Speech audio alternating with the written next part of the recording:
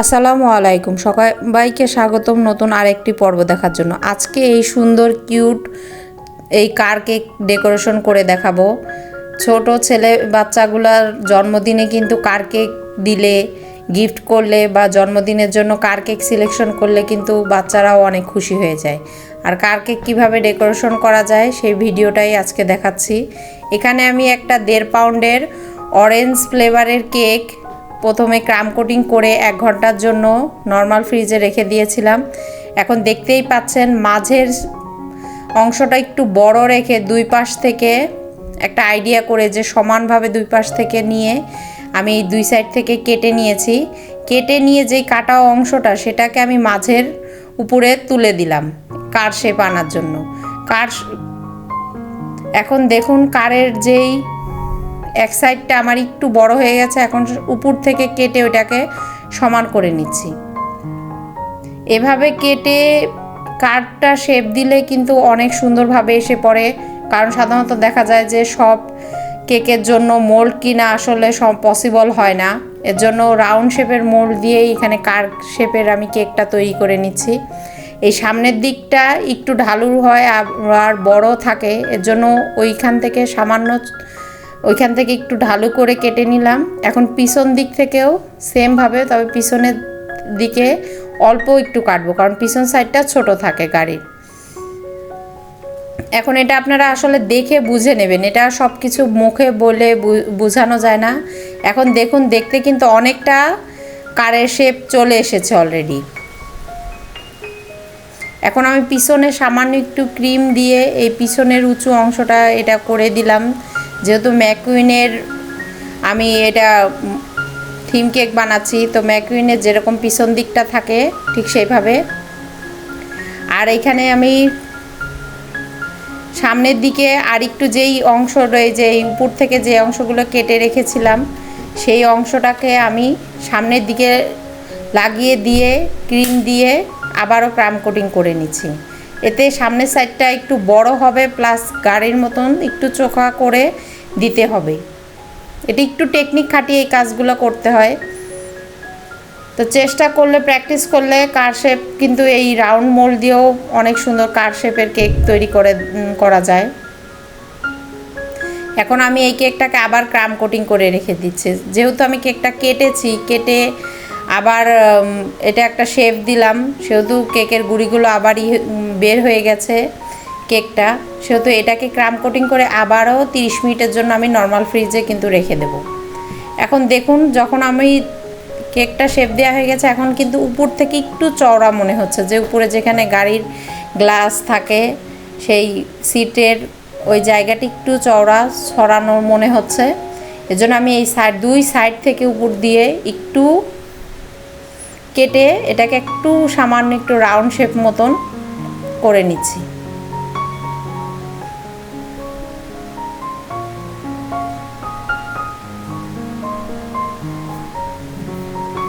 এখন এক সাইডটা দেখুন আমি রাউন্ড শেপের মতন কেটে নিয়েছি। এখন সেম একইভাবে অপর পাশটাকেও এভাবে কেটে নিলাম। যতটুকু বুঝিয়ে বলা সম্ভব আমি কিন্তু এখানে চেষ্টা করেছি আপনাদের সাথে বুঝিয়ে বলে দিতে, আর বাকিটা আপনারা একটু দেখে বুঝে নেবেন। এই দেখুন দুই সাইড থেকে কাটার পরে গাড়ির কিন্তু শেপটা আরও সুন্দর হয়ে আসছে। এখন একদম দুই সাইড থেকে একটা রাউন্ড শেপ হয়ে আসছে। এখন কেকটাকে আমি একটু ভালোভাবে আর একটু ঘুরিয়ে ভালোভাবে ক্রাম কোটিং করে নিয়ে এবার গাড়ির যেই পাশে সামনের গ্লাস, সাইডের গ্লাস, এগুলো একটা এখানে পাইপিং ব্যাগে চকলেট গানাশ নিয়ে আমি এইগুলার আকৃতিগুলো দিয়ে নিচ্ছি, যাতে পরবর্তীতে যখন আমি ক্রিম দিয়ে পুরো কেকটাকে কোট করব, ঢেকে দেব, সেই ক্ষেত্রে যাতে আমার বুঝতে সুবিধা হয় যে কোথায় কোথায় কোন কালারের ক্রিমগুলো যাবে আর কি শেপ দিয়ে হবে। এই শেপগুলো বোঝার জন্যই এই চকলেট গানাশ দিয়ে এইখানে প্রতিটা জায়গায় মার্কিং করে নিচ্ছি। সামনে যেখানে হেডলাইট থাকে, পিছনে লাইট থাকে, সেই সব জায়গাগুলোই করে নিচ্ছি। এই যে পিছনের গ্লাসের জায়গাতেও এখন চকলেট গানাশ দিয়ে, এটা দেখুন সম্পূর্ণ জায়গায় আমার চকলেট গানাশ দিয়ে কমপ্লিট।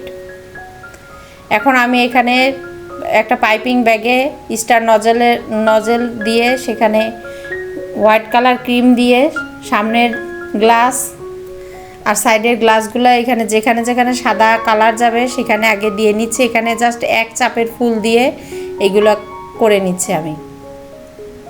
আর যেই জায়গাটায় গাড়ি চাকা বসবে সেখানেও কিন্তু আমি একটা কুকি কাটার দিয়ে চাকার মতন মাপ বসিয়ে রেখেছি যে এই পজিশনে গাড়ির চাকাটা বসাইলে তখন ঠিক হবে। এখন আমি প্রথমে সাদা ক্রিমটা দিয়ে চারদিকে জানালার সব জায়গায় সাদা ক্রিমটা লাগিয়ে নিলাম।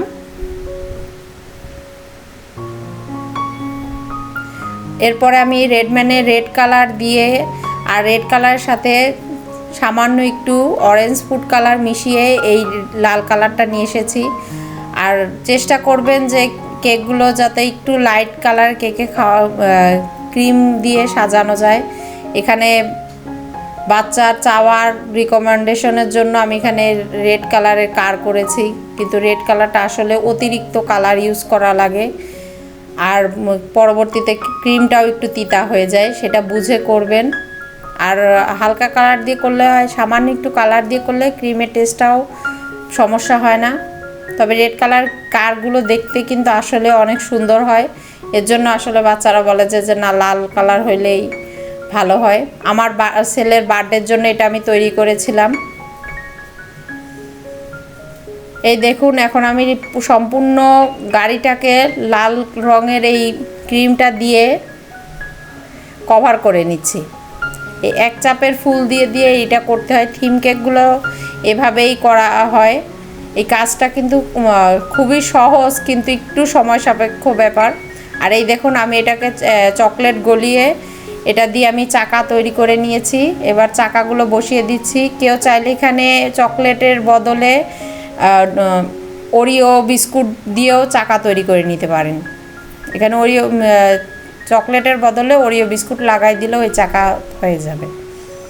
এখন আমি আবার চকলেট গানাশ দিয়ে এই গাড়ির চোখ আর গ্লাসের যেসব হাইলাইট করা জায়গাগুলো আমি আবার চকলেট গানাশ দিয়ে এগুলোকে হাইলাইট করে নিচ্ছি। ওই সাইড দিয়ে এমন হাইলাইট করে দিলে দেখতেও সুন্দর হয়। এখন যেমন দেখা যাচ্ছে আর হাইলাইট করার পরে দেখবেন এর লুকটাই চেঞ্জ হয়ে গেছে।